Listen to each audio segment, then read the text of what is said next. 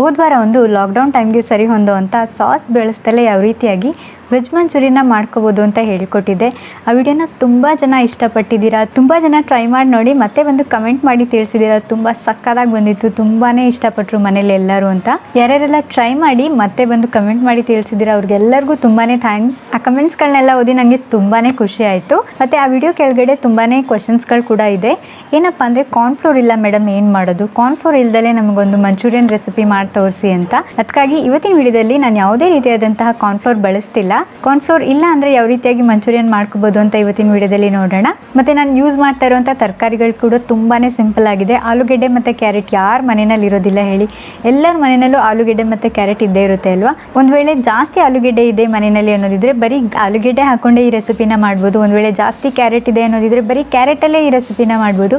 ಅಥವಾ ಎರಡು ಸ್ವಲ್ಪ ಸ್ವಲ್ಪ ಇದೆ ಅನ್ನೋದಿದ್ರೆ ಎರಡು ಮಿಕ್ಸ್ ಮಾಡಿ ಕೂಡ ನೀವು ಮಾಡ್ಕೋಬೋದು. ನಿಮ್ಮ ಅನುಕೂಲಕ್ಕೆ ತಕ್ಕಂತೆ ತರಕಾರಿಗಳನ್ನ ಹಾಕ್ಕೊಳ್ಳಿ. ಮತ್ತು ಈ ವಿಡಿಯೋದಲ್ಲಿ ಕೂಡ ನಾನು ಯಾವುದೇ ರೀತಿಯಾದಂತಹ ಹೊರಗಡೆಯಿಂದ ತಂದಿರುವಂತಹ ರೆಡಿಮೇಡ್ ಸಾಸ್ ಬಳಸ್ತಾ ಇಲ್ಲ. ಬದಲಿಗೆ ನೀವು ಯಾವಾಗಲೇ ಮಂಚೂರಿಯನ್ ಮಾಡ್ಕೋಬೇಕು ಅಂದಾಗ ತುಂಬಾ ಈಸಿಯಾಗಿ ಸಾಸ್ನ ಕೂಡ ಮನೆಯಲ್ಲೇ ಯಾವ ರೀತಿಯಾಗಿ ಪ್ರಿಪೇರ್ ಮಾಡ್ಕೋಬೋದು ಅಂತ ಕೂಡ ಹೇಳ್ಕೊಟ್ಟಿದ್ದೀನಿ. ಅದಕ್ಕಾಗಿ ಈ ವಿಡಿಯೋನ ಡೌನ್ಲೋಡ್ ಮಾಡಿಟ್ಕೊಳ್ಳಿ ಅಥವಾ ಸೇವ್ ಮಾಡಿಟ್ಕೊಳ್ಳಿ. ನಿಮಗೆ ನೆಕ್ಸ್ಟ್ ಟೈಮ್ ಯಾವಾಗಲೇ ಮಂಚೂರಿಯನ್ ಮಾಡ್ಕೋಬೇಕು ಅಂತ ಅಂದ್ಕೊಂಡಾಗ ಈ ವಿಡಿಯೋನ ನೋಡಿಕೊಂಡು ನೀವು ಟ್ರೈ ಮಾಡ್ಬೋದು. ಇವತ್ತಿನ ವಿಡಿಯೋ ಇಷ್ಟ ಆದರೆ ಲೈಕ್ ಮಾಡಿ, ನಿಮ್ಮ ಫ್ರೆಂಡ್ಸ್ ಫ್ಯಾಮಿಲಿ ಮತ್ತು ನಿಮ್ಗೆ ಯಾರ್ಯಾರು ಗೊತ್ತೋ ಅವರೆಲ್ಲರಿಗೂ ಕೂಡ ಫೇಸ್ಬುಕ್ ವಾಟ್ಸಪ್ ಎಲ್ಲ ಕಡೆ ಈ ವಿಡಿಯೋನ ಶೇರ್ ಮಾಡಿ. ನಾನು ಇದೇ ರೀತಿಯಾದಂಥ ತುಂಬಾ ಡಿಫ್ರೆಂಟ್ ರೀತಿಯಾದಂಥ ವೀಡಿಯೋಸ್ನ ಯಾವಾಗಲೂ ನಮ್ಮ ಚಾನಲ್ನಲ್ಲಿ ಪೋಸ್ಟ್ ಮಾಡ್ತಾ ಇರ್ತೀನಿ. ಅದೆಲ್ಲ ವಿಡಿಯೋಗಳನ್ನೂ ಚೆಕ್ ಮಾಡಿ ನೋಡಿ. ಒಂದು ವೇಳೆ ನಿಮಗೆ ನಮ್ಮ ಚಾನಲ್ ಇಷ್ಟ ಆಗ್ತಿದೆ ಅನ್ನೋದಿದ್ರೆ ಈ ಕೂಡಲೇ ಕೆಳಗಡೆ ಕಾಣ್ತಿರೋ ರೆಡ್ ಕಲರ್ ಸಬ್ಸ್ಕ್ರೈಬ್ ಬಟನ್ನ ಪ್ರೆಸ್ ಮಾಡಿ ಸಬ್ಸ್ಕ್ರೈಬ್ ಆಗಿ, ಮತ್ತು ಪಕ್ಕದಲ್ಲಿರೋ ಬೆಲ್ಲೈಕನ್ನ ಪ್ರೆಸ್ ಮಾಡಿ ಆಲ್ ಅಂತ ಟ್ಯಾಪ್ ಮಾಡೋದನ್ನು ಮಾತ್ರ ಮರಿಬೇಡಿ. ಬನ್ನಿ ಇವತ್ತಿನ ಆಲೂ ಕ್ಯಾರೆಟ್ ಮಂಚೂರಿಯನ್ನ ಯಾವ ರೀತಿಯಾಗಿ ಮಾಡೋದು ಅಂತ ನೋಡ್ಕೊಂಡು ಬರೋಣ. ಮೊದಲಿಗೆ ನಾನಿಲ್ಲಿ 4 ಆಲೂಗೆಡ್ಡೆ ಮತ್ತು 3 ಕ್ಯಾರೆಟ್ದು ಮೇಲ್ಗಡೆ ಸಿಪ್ಪೆ ತೆಗೆದಿಟ್ಕೊಂಡಿದ್ದೀನಿ. ಇದೆರಡರಿಂದ ಸೇರಿ ಸುಮಾರು ಒಂದು ಅರ್ಧ kg ಅಷ್ಟಿದೆ. ಇದೆಲ್ಲದನ್ನು ಕೂಡ ಇವಾಗ ನಾನು ತುರಿದಿಟ್ಕೊತೀನಿ. ಇದೇ ಪ್ರೊಸೀಜರ್ನಲ್ಲಿ ನೀವು ಯಾವ ತರಕಾರಿನ ಬೇಕಾದರೂ ಹಾಕ್ಕೊಂಡು ಮಾಡ್ಕೋಬೋದು.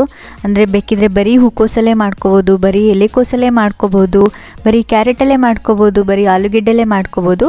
ನಿಮ್ಮ ಹತ್ರ ಯಾವುದೇ ತರಕಾರಿ ಇದ್ದರೂ ಅದರಲ್ಲಿ ನೀವು ಈ ರೀತಿಯಾಗಿ ಮಾಡ್ಕೋಬೋದು.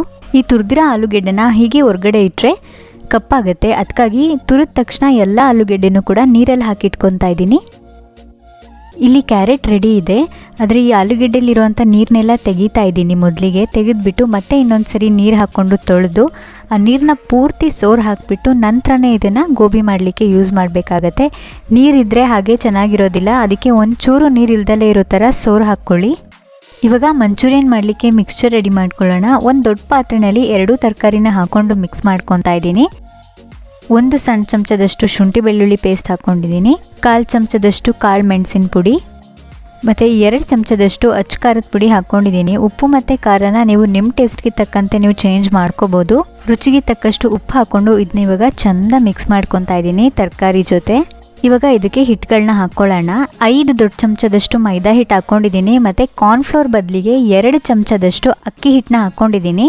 ಅಕ್ಕಿ ಹಿಟ್ಟು ಹಾಕ್ಕೊಳ್ಳೋದ್ರಿಂದ ಇದು ಸ್ವಲ್ಪ ಕ್ರಿಸ್ಪಿಯಾಗಿ ಚೆನ್ನಾಗಿ ಬರುತ್ತೆ ಗೋಬಿ. ಕಾರ್ನ್ಫ್ಲೋರ್ ಇಲ್ಲ ಅಂದರೆ ಅಕ್ಕಿ ಹಿಟ್ಟು ಹಾಕ್ಕೋಬೋದು ನೀವು. ಮತ್ತು ಹಿಟ್ಟನ್ನ ಇಷ್ಟೇ ಹಾಕೋಬೇಕು ಅಂತ ಏನೂ ಇಲ್ಲ. ತರಕಾರಿನಲ್ಲಿ ಆಲ್ರೆಡಿ ಸಾಕಷ್ಟು ನೀರಿರೋದ್ರಿಂದ ಆ ತರಕಾರಿಯಲ್ಲಿರುವಂಥ ನೀರೆಲ್ಲ ಸ್ವಲ್ಪ ಗಟ್ಟಿ ಆಗಬೇಕು, ಅಲ್ಲಿವರೆಗೂ ನೀವು ಹಿಟ್ಟನ್ನ ಹಾಕ್ಕೊಳ್ಳಿ.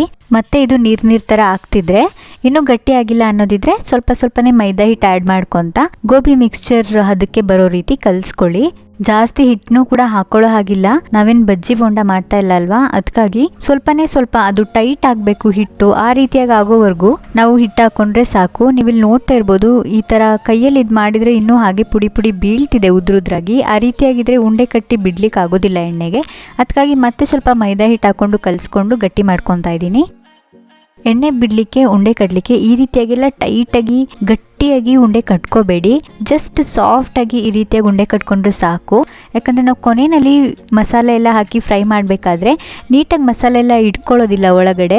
ಅದಕ್ಕಾಗಿ ತುಂಬಾ ಸಿಂಪಲಾಗಿ ಸಾಫ್ಟಾಗಿ ಈ ರೀತಿಯಾಗಿ ತೊಗೊಂಡ್ರೂ ಕೂಡ ನಡೆಯುತ್ತೆ. ನಾನು ಪ್ರತಿ ಸಲ ಮಂಚೂರಿಯನ್ ಮಾಡ್ಕೋಬೇಕಾದ್ರೆ ಏನು ಮಾಡ್ತೀನಿ ಅಂದರೆ ಈ ರೀತಿಯಾಗಿ ಮೊದಲೇ ಒಂದು ಪ್ಲೇಟ್ನಲ್ಲಿ ಉಂಡೆಗಳನ್ನ ಮಾಡಿ ಇಟ್ಕೊಂಡು ಬಿಡ್ತೀನಿ. ಎಣ್ಣೆಯಲ್ಲಿ ಫ್ರೈ ಮಾಡಬೇಕಾದ್ರೆ ತುಂಬಾ ಈಸಿ ಆಗುತ್ತೆ ಅಂತ ಹೇಳಿ.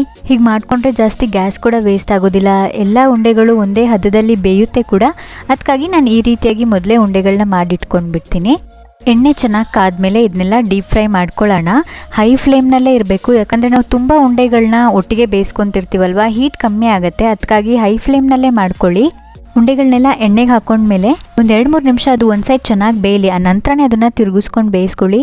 ನೀವು ಮೊದಲಿಗೆ ಹಾಕಿದ ತಕ್ಷಣ ತಿರುಗಿಸ್ಲಿಕ್ಕೆ ಹೋದರೆ ಅದು ಒಡೆದೋಗೋ ಚಾನ್ಸಸ್ ಇರುತ್ತೆ, ಎಣ್ಣೆಯಲ್ಲಿ ಬಿಟ್ಟೋಗುತ್ತೆ. ಅದಕ್ಕಾಗಿ ಒಂದು ಚೆನ್ನಾಗಿ ಬೇಯಲಿ ಒಂದು ಸೈಡು, ನಂತರನೇ ನೀವು ಅದನ್ನ ತಿರುಗಿಸ್ಕೊಂಡು 2 ಸೈಡ್ ಬೇಯಿಸ್ಕೋಬೋದು. 2 ಸೈಡ್ ಚೆನ್ನಾಗಿ ತಿರುಗಿಸ್ಕೊಂಡು ಬೇಯಿಸ್ಕೊಂಡು ಕಂದು ಬಣ್ಣಕ್ಕೆ ಬಂದಮೇಲೆ ಇದನ್ನು ನೀವು ತಕ್ಕೊಳ್ಬೋದು. ನೀವಿಲ್ಲಿ ನೋಡ್ತಿರ್ಬೋದು ಎಷ್ಟು ಬ್ಯೂಟಿಫುಲ್ಲಾಗಿ ಆಗಿದೆ ಇದು ಅಂತ ಹೇಳಿ.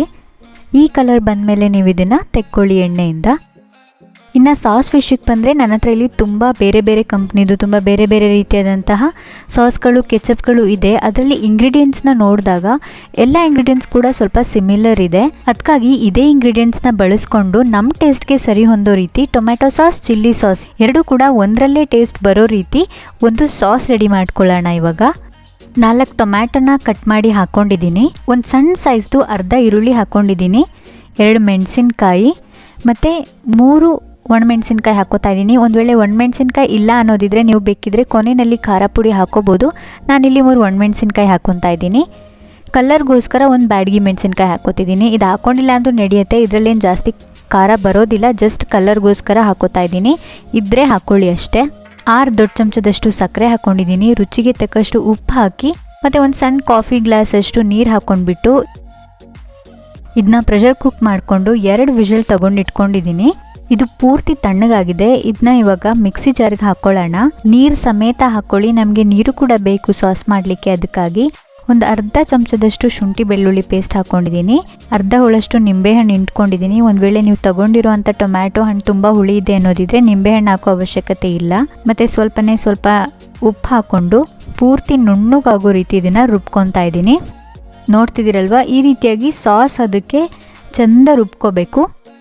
ನೆಕ್ಸ್ಟು ನಾವು ರುಬ್ಬಿಟ್ಕೊಂಡಿರೋವಂಥ ಟೊಮ್ಯಾಟೊ ಮಿಕ್ಸ್ಚರ್ನ 4 ಚಮಚದಷ್ಟು ಎಣ್ಣೆಯಲ್ಲಿ ಚೆನ್ನಾಗಿ ಬೇಯಿಸ್ಕೊತಾ ಇದ್ದೀನಿ. ಇದ್ರದ್ದು ನೀರೆಲ್ಲ ಹಿಂಗೋಗಬೇಕು, ಅಷ್ಟು ಚೆನ್ನಾಗಿ ಇದು ಬೇಯಬೇಕು. ಇವಾಗ ಮಿಕ್ಸಿ ಜಾರ್ಗೆ ಸ್ವಲ್ಪ ನೀರು ಹಾಕ್ಕೊಂಡು ಆ ನೀರನ್ನ ಕೂಡ ಇದಕ್ಕೆ ಸೇರಿಸ್ಕೊಂಡೊಮ್ಮೆ ಮಿಕ್ಸ್ ಮಾಡ್ಕೊಂಡಿದ್ದೀನಿ.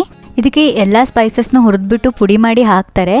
ಈಗ ಅದೆಲ್ಲ ಮಾಡೋ ಅಷ್ಟು ಟೈಮ್ ಇರೋದಿಲ್ಲ ಅಲ್ವಾ, ಇನ್ಸ್ಟ್ಯಾಂಟಾಗಿ ಮಾಡ್ಕೋತಾ ಇರೋದ್ರಿಂದ ನಾನಿಲ್ಲಿ ಸ್ವಲ್ಪ ಗರಂ ಮಸಾಲ ಪುಡಿ ಹಾಕ್ಕೊಂಡಿದ್ದೀನಿ. ಯಾಕಂದರೆ ಗರಂ ಮಸಾಲದಲ್ಲಿ ಎಲ್ಲ ಸ್ಪೈಸಸ್ನು ಪುಡಿ ಮಾಡ್ಕೊಂಡಿರ್ತೀವಲ್ವ, ಅದಕ್ಕಾಗಿ ಗರಂ ಮಸಾಲಾನ ಹಾಕ್ಕೊಂಡಿದ್ದೀನಿ. ಇದು ನೀರು ಪೂರ್ತಿ ಹಿಂಗಿ ಒಂದು ಸಾಸ್ ಅದಕ್ಕೆ ಬರಬೇಕು, ಗಟ್ಟಿ ಆಗಬೇಕು. ಅಲ್ಲಿವರೆಗೂ ನೀವು ಇದನ್ನು ಬೇಯಿಸ್ಕೊಳ್ಳಿ. ಇವಾಗ ಸಾಸ್ ಸ್ವಲ್ಪ ಗಟ್ಟಿಯಾಗಿದೆ, ಸ್ಟವ್ನ ಆಫ್ ಮಾಡ್ಕೊಂಡಿದ್ದೀನಿ. ಈ ರೀತಿಯಾಗಿ ಗಟ್ಟಿಯಾಗಬೇಕು ಅದು.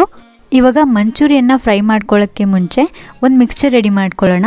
1 ಸ್ಪೂನಷ್ಟು ಮೈದಾ ಹಿಟ್ಟು ಹಾಕ್ಕೊಂಡು ಸ್ವಲ್ಪ ನೀರು ಹಾಕ್ಕೊಂಡು ಇದನ್ನು ಮಿಕ್ಸ್ ಮಾಡ್ಕೊತಾ ಇದ್ದೀನಿ, ಒಂದು ಚೂರು ಗಂಟಿಲ್ದಲ್ಲೇ ಇರೋ ರೀತಿ. ಒಂದು ವೇಳೆ ಕಾರ್ನ್ಫ್ಲೋರ್ ಇದ್ದರೆ ನಾವು ಕಾರ್ನ್ಫ್ಲೋರಲ್ಲಿ ಈ ರೀತಿಯಾಗಿ ಮಾಡ್ಕೊತಾ ಇದ್ವಿ, ಬಟ್ ಕಾರ್ನ್ಫ್ಲೋರ್ ಹಾಕ್ತಲೇ ಇರೋ ಕಾರಣ ನಾನು ಮೈದಾ ಹಿಟ್ಟು ಹಾಕ್ಕೊಂಡು ಈ ಮಿಕ್ಸ್ಚರ್ನ ರೆಡಿ ಮಾಡ್ಕೊತಾ ಇದ್ದೀನಿ.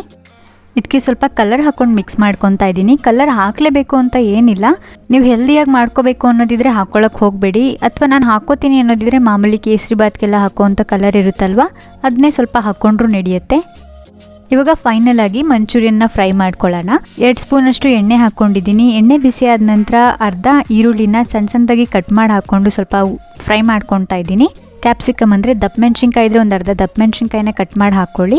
ಒಂದು ಅರ್ಧ ಟೀ ಸ್ಪೂನಷ್ಟು ಶುಂಠಿ ಬೆಳ್ಳುಳ್ಳಿ ಪೇಸ್ಟ್ ಹಾಕ್ಕೊಂಡು ಚೆನ್ನಾಗಿದೆ ಹಸಿ ವಾಸನೆ ಎಲ್ಲ ಹೋಗೋವರೆಗೂ ಹುರ್ಕೋತಾ ಇದ್ದೀನಿ. ನಾವು ಸಾಸ್ ಜೊತೆ ಮೆಣಸಿನ್ಕಾಯಿ ಹಾಕಿರೋದೆಲ್ಲ ಬೆಂದಿರೋದ್ರಿಂದ ಅದು ಡೈಲ್ಯೂಟ್ ಆಗಿರುತ್ತೆ, ಅಷ್ಟೊಂದು ಖಾರ ಆಗೋದಿಲ್ಲ. ಅದಕ್ಕಾಗಿ ಜಸ್ಟ್ ಒಂದೇ ಒಂದು ಹಸಿರು ಮೆಣಸಿನ್ಕಾಯಿನ ಸಣ್ಣದಾಗಿ ಕಟ್ ಮಾಡಿ ಹಾಕ್ಕೊಂಡಿದ್ದೀನಿ ಗ್ರೀನ್ ಚಿಲ್ಲಿ ಸಾಸ್ ಬದಲಿಗೆ. ಮತ್ತು ನಾವು ಆವಾಗಲೇ ರೆಡಿ ಮಾಡಿ ಇಟ್ಕೊಂಡಂಥ ಸಾಸ್ ಇದೆಯಲ್ಲ, ಅದನ್ನ ಒಂದು 4 ದೊಡ್ಡ ಚಮಚದಷ್ಟು ಸಾಸ್ ಹಾಕೋತಾ ಇದ್ದೀನಿ. ಇದನ್ನ ಒಂದು 2 ನಿಮಿಷ ಹುರ್ಕೊಂಡು ನಾವು ಆವಾಗಲೇ ಮೈದಾ ಹಿಟ್ಟಿನ ನೀರನ್ನ ರೆಡಿ ಮಾಡಿ ಇಟ್ಕೊಂಡಿದ್ವಲ್ಲ, ಅದನ್ನ ಹಾಕ್ಕೊಂಡು ಇದನ್ನ ಚೆನ್ನಾಗಿ ಕುದಿಸ್ಕೊತಾ ಇದ್ದೀನಿ. ಮತ್ತು 1/4 ಟೀ ಸ್ಪೂನಷ್ಟು ಖಾರ ಪುಡಿ ಹಾಕ್ಕೊಂಡಿದ್ದೀನಿ.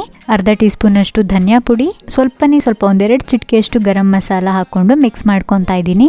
ನೀವು ಇಷ್ಟೇ ಮಸಾಲೆ ಹಾಕ್ಕೋಬೇಕು ಅಂತ ಏನೂ ಇಲ್ಲ, ನಿಮ್ಮ ಟೇಸ್ಟಿಗೆ ತಕ್ಕಂತೆ ನೀವು ಹೆಚ್ಚು ಕಮ್ಮಿ ಮಾಡ್ಕೋಬೋದು. ರುಚಿಗೆ ತಕ್ಕಷ್ಟು ಉಪ್ಪು ಹಾಕ್ಕೊಂಡಿದ್ದೀನಿ. ಮತ್ತು ನಾವು ಆವಾಗಲೇ ಡ್ರೈ ಗೋಬಿ ರೆಡಿ ಮಾಡಿ ಇಟ್ಕೊಂಡಿದ್ವಲ್ಲ, ಅದನ್ನು ಇದಕ್ಕೆ ಹಾಕ್ಕೊಂಡು ನೀಟಾಗಿ ಬೇಯಿಸ್ಕೊತೀನಿ. ನೀವು ಡ್ರೈ ಇಷ್ಟಪಡ್ತೀರಾ ಅಥವಾ ಕ್ರಿಸ್ಪಿಯಾಗಿರೋಂಥ ಗೋಬಿ ಇಷ್ಟಪಡ್ತೀರಾ ಅನ್ನೋದಿದ್ರೆ ಇಷ್ಟೇ ನೀರಿರಲಿ. ಒಂದು ವೇಳೆ ನೀವು ಸ್ಮೂತಾಗಿರಬೇಕು, ಸಾಫ್ಟ್ ಗೋಬಿ ಇಷ್ಟಪಡೋರಾದರೆ ಇನ್ನೊಂದು ಸ್ವಲ್ಪ ನೀರು ಹಾಕ್ಕೊಂಡು ಇದಕ್ಕೆ ಚೆಂದ ಬೇಯಿಸ್ಕೊಳ್ಳಿ. ಸ್ವಲ್ಪ ಕಸ್ತೂರಿ ಮೆಂತೆ ಹಾಕ್ಕೊಂಡಿದ್ದೀನಿ, ಇದ್ರೆ ಹಾಕ್ಕೊಳ್ಳಿ, ಇಲ್ಲದಿದ್ದರೆ ನಡೆಯುತ್ತೆ. ಇನ್ನೊಂದು ರೀತಿ ಸಾಸ್ ಕೂಡ ಆಲ್ರೆಡಿ ನಮ್ಮ ಚಾನಲ್ನಲ್ಲಿ ಹೇಳ್ಕೊಟ್ಟಿದ್ದೀನಿ, ಕೆಳಗಡೆ ಡಿಸ್ಕ್ರಿಪ್ಷನ್ ಬಾಕ್ಸ್ನಲ್ಲಿ ಆ ಸಾಸ್ ಲಿಂಕ್ ಕೂಡ ಹಾಕಿರ್ತೀನಿ, ಚೆಕ್ ಮಾಡಿ ನೋಡಿ. ಮತ್ತು ವಿನಿಗರ್ ಬದಲಿಗೆ ಒಂದು 2 ಸ್ಪೂನ್ ಆಗುವಷ್ಟು ನಿಂಬೆ ರಸ ಹಿಂಡ್ಕೋತಾ ಇದ್ದೀನಿ. ಜಾಸ್ತಿ ಕೂಡ ಹಾಕ್ಕೋಬೇಡಿ, ಸ್ವಲ್ಪ ಮಾತ್ರ ಹಾಕ್ಕೊಳ್ಳಿ. ಇದು ನೀರೆಲ್ಲ ಹಿಂಗೋ ರೀತಿ ಬೇಯಿಸ್ಕೊಂಡು ಉಂಟಲ್ಲ, ನಮ್ಮ ಪರ್ಫೆಕ್ಟ್ ಆಗಿರುವಂತಹ ಆಲೂ ಮಂಚೂರಿಯನ್ ರೆಡಿ ಆಗಿಬಿಡತ್ತೆ. ಈ ಪೂರ್ತಿ ಪ್ರೊಸೀಜರ್ನ ಹೈ ಫ್ಲೇಮ್ನಲ್ಲಿ ಇಟ್ಕೊಂಡು ಮಾಡ್ಕೊಂಡಿದ್ದೀನಿ. ಯಾಕಂದರೆ ನಾವು ಲೋ ಫ್ಲೇಮ್ನಲ್ಲಿ ಇಟ್ಕೊಂಡಾಗ ಈ ಉಂಡೆಗಳೆಲ್ಲ ನೀರು ಕುಡಿದು ಬಿಡುತ್ತೆ, ಆವಾಗ ಪೂರಾ ಸಾಫ್ಟ್ ಆಗಿಬಿಡುತ್ತೆ. ಹಾಗಾದರೂ ಕೂಡ ಚೆನ್ನಾಗಿರೋದಿಲ್ಲ. ಸ್ವಲ್ಪ ಕ್ರಿಸ್ಪಿ ಇರಬೇಕು, ಸ್ವಲ್ಪ ಸಾಫ್ಟ್ ಇರಬೇಕು, ಆವಾಗಲೇ ಗೋಬಿ ತುಂಬಾ ಚೆನ್ನಾಗಿರುತ್ತೆ ತಿನ್ನಲಿಕ್ಕೆ. ಫೈನಲ್ ಆಗಿ ಇದಕ್ಕೆ ಸ್ವಲ್ಪ ಕೊತ್ತಂಬರಿ ಸೊಪ್ಪನ್ನ ಕಟ್ ಮಾಡಿ ಹಾಕ್ಕೊಂಡು ಮಿಕ್ಸ್ ಮಾಡಿಕೊಂಡ್ರೆ ನಮ್ಮ ಪರ್ಫೆಕ್ಟ್ ಆಗಿರುವಂತಹ ಮಂಚೂರಿಯನ್ ರೆಡಿ ಆಗಿಬಿಡತ್ತೆ. ಇದನ್ನ ಬಿಸಿ ಬಿಸಿ ಸರ್ವ್ ಮಾಡ್ಕೊತಾ ಇದ್ದೀನಿ. ತುಂಬ ಜನ ಕೇಳಿದ್ರಿ ಮನೆಯಲ್ಲೇ ಸಿಗುವಂತಹ ಸಿಂಪಲ್ ಇಂಗ್ರೀಡಿಯೆಂಟ್ಸಿಂದ ನೀವು ಮಂಚೂರಿಯನ್ ರೆಸಿಪಿ ಮಾಡಿ ತೋರಿಸಿ ಅಂತ. ಅವ್ರಿಗೆಲ್ಲ ಈ ರೆಸಿಪಿ ತುಂಬಾ ಯೂಸ್ಫುಲ್ ಆಗಿದೆ ಅಂತ ಅಂದ್ಕೊಂಡಿದ್ದೀನಿ. ನೀವು ಕೂಡ ಈ ಲಾಕ್ಡೌನ್ ಮುಗಿಯೋಷ್ಟರಲ್ಲಿ ಇಷ್ಟು ಸಿಂಪಲ್ ರೆಸಿಪಿನ ಟ್ರೈ ಮಾಡಿ ನೋಡಿ.